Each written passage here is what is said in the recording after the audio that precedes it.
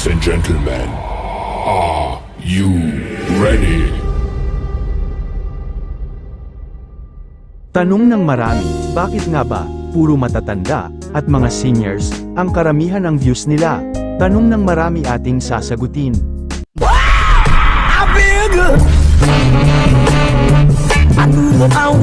Halos lahat kung makikita nyo, ang mga analytics ng bawat isang charity blogger, ay mas high ang mga 60 pataas, or 40 pataas.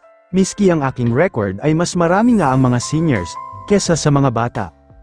Ang charity ay isang pagtulong, o isang programang binubuo ng iba't ibang kwento ng buhay, para sa mga seniors ay gustong-gusto nila ito. Dahil sa panahon ngayon ay ang mga blogger, ay may iba't-iba't katangian ng pag-vlog, at ang pinakaayaw ng isang seniors, ay ang blog na may halong kalokohan, tulad ng magulong content at maingay lalo sa kanilang tenga.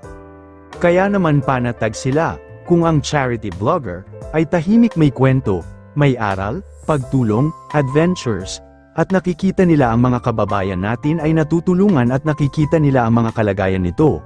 Kaya naman para sa ating mga charity blogger ngayon, ay mahalin natin ang bawat seniors, dahil kung hindi nyo alam, upang makatulong di man financial, ay ginagawa na lang nila sa charity blogger, na wag skip ang ads, at patuloy ang suporta. Nagustuhan nyo po ba ang ating topic mga best friends? Pahingi naman po ng isang like.